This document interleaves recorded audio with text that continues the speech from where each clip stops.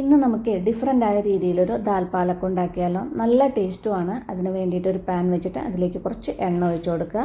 പിന്നെ അതിലേക്കൊരു 1 ടീസ്പൂൺ ജീരകം ഇട്ട് കൊടുക്കുക. ജീരകം ഒന്ന് പൊട്ടി വരുമ്പോൾ കുറച്ച് കറിവേപ്പിലയും 2 വറ്റൽമുളകും കൂടി ഇട്ടിട്ട് ഒന്ന് ഫ്രൈ ചെയ്യുക. മുളകൊക്കെ ഒന്ന് മൂത്ത് വന്നാൽ ഇതിലേക്ക് കുറച്ച് ഇഞ്ചിയും വെളുത്തുള്ളിയും ചോപ്പ് ചെയ്തിട്ടിട്ട് അതും ഒന്ന് ഫ്രൈ ചെയ്യുക. പിന്നെ അതിലേക്കൊരു സവാള പൊടിയായി അരിഞ്ഞതും 2 പച്ചമുളക് കട്ട് ചെയ്തതും കൂടി ഇട്ടിട്ട് ഒന്ന് വഴറ്റിയെടുക്കുക. സവാളയ്ക്കൊന്ന് സോഫ്റ്റായി വന്നു കഴിഞ്ഞാൽ ഇതിലേക്കൊരു 1/2 ടീസ്പൂൺ മഞ്ഞൾപ്പൊടി, 1/2 ടീസ്പൂൺ മുളക് പൊടി, പിന്നെ ഒരു 1/4 ടീസ്പൂൺ ഉലുവപ്പൊടിയും കൂടി ഇട്ടിട്ട് ഒന്ന് മിക്സ് ചെയ്തെടുക്കുക. ഉലുവപ്പൊടിയൊക്കെ ഇടുമ്പോൾ ഈ കറിക്ക് ഒരു പ്രത്യേക ടേസ്റ്റാണ്. സാധാരണ ഉള്ള പാലക്ക് കറിയിൽ നിന്ന് വളരെ ഡിഫറൻ്റ് ആയൊരു ടേസ്റ്റാണ്.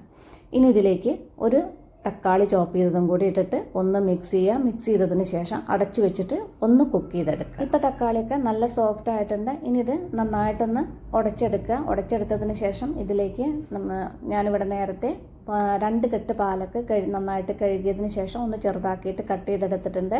ഈ കട്ട് ചെയ്ത് വെച്ച പാലക്ക് ഇതിലേക്ക് ഇട്ട് കൊടുക്കുക. ഇട്ടതിന് ശേഷം നേരൊന്ന് മിക്സ് ചെയ്യുക. മിക്സ് ചെയ്തതിന് ശേഷം അടച്ചു വെച്ചിട്ട് ഒന്നുകൂടി ഒന്ന് കുക്ക് ചെയ്തെടുക്കുക. ഇപ്പോൾ പാലക്ക് നന്നായിട്ട് വെന്തിട്ടുണ്ട്. ഇനി ഇതിലേക്ക് വേവിച്ച് വെച്ച ദാലിട്ട് കൊടുക്കുക.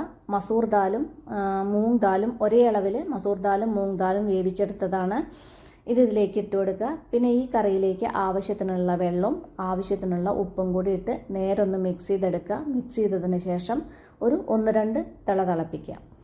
ഇപ്പോൾ ദാലൊക്കെ വെള്ളമൊക്കെ ഒഴിച്ചിട്ട് ദാൽ നന്നായിട്ട് തിളച്ച് വന്നിട്ടുണ്ട്. ഇനി ഇതിലേക്ക് കുറച്ച് പൊടിയായി അരിഞ്ഞ മല്ലിയില കൂടി ഇട്ട് മിക്സ് ചെയ്തതിന് ശേഷം സ്റ്റവ് ഓഫ് ചെയ്യാം. കസൂരി മേത്തി ഒന്നും ഇടേണ്ട ആവശ്യമില്ല. ഉലുവപ്പൊടി ഇട്ട് കഴിഞ്ഞാൽ ഒരു പ്രത്യേക ടേസ്റ്റാണ് ഈ ദാൽ പാലക്കിന്. അപ്പോൾ ഇതെല്ലാവരും ഒന്ന് ട്രൈ ചെയ്ത് നോക്കി ഫീഡ്ബാക്കൊക്കെ അറിയിക്കാൻ മറക്കല്ലേ.